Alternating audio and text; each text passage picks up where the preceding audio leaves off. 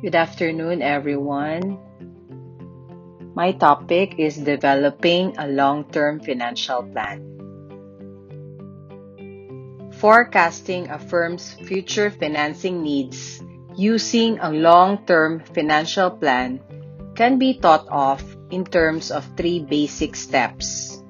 Number 1, construct a sales forecast. Number 2, prepare pro forma financial statements. And number 3, estimate the firm's financing needs.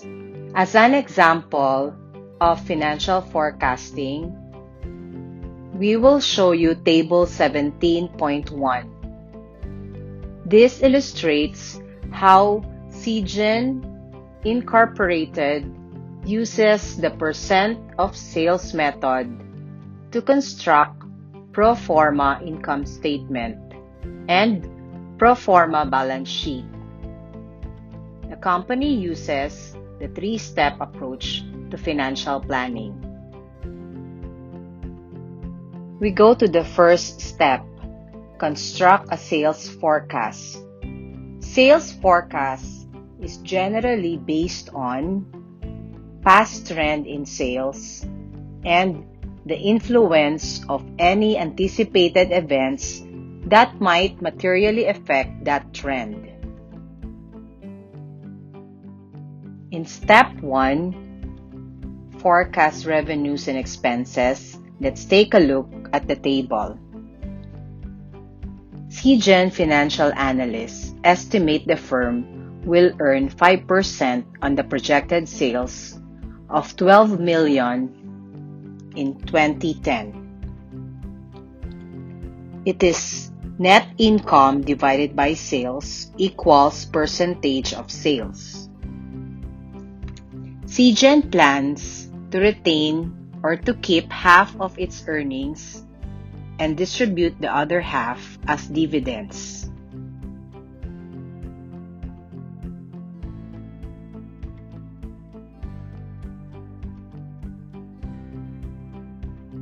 Let's go to step 2. Prepare pro forma financial statements.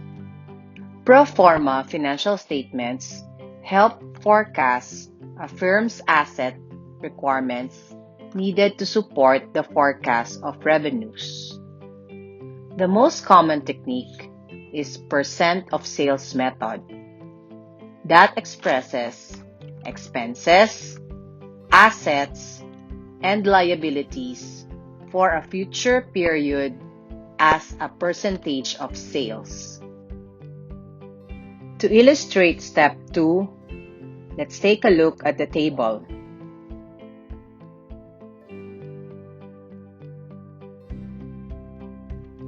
The firm's need for assets to support firm sales is forecasted using percent of sales method, where each item in the balance sheet is assumed to vary in accordance with its percent of sales for 2010.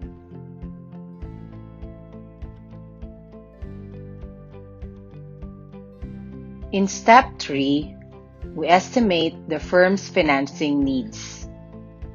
Using the pro forma statements, we can extract or introduce the cash flow requirements of the firm.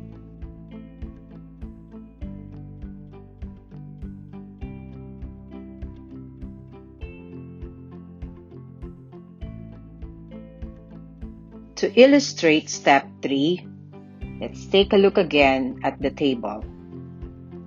To estimate the firm's financing requirements, it will involve comparing the projected level of assets needed to support the sales forecast to the available sources of financing.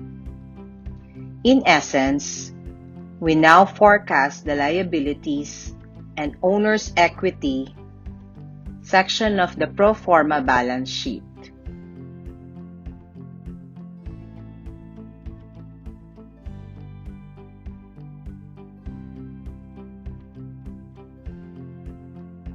To compute DFN, or discretionary financing needs, It is equals to the total financing needs less projected sources of financing, which means from the table, it's 7.2 million increase in assets minus 2.4 million in spontaneous financing plus 2.5 million in short and long-term debt and 1.8 million in equity equals 7.2 million minus 6.7 million equals 500,000.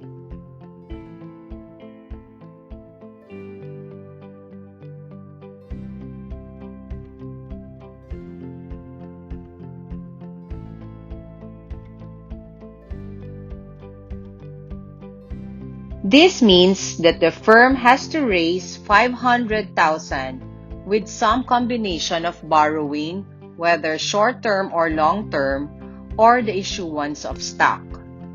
Since they require a managerial decision, they are referred to as the firm's discretionary financing needs, or DFN.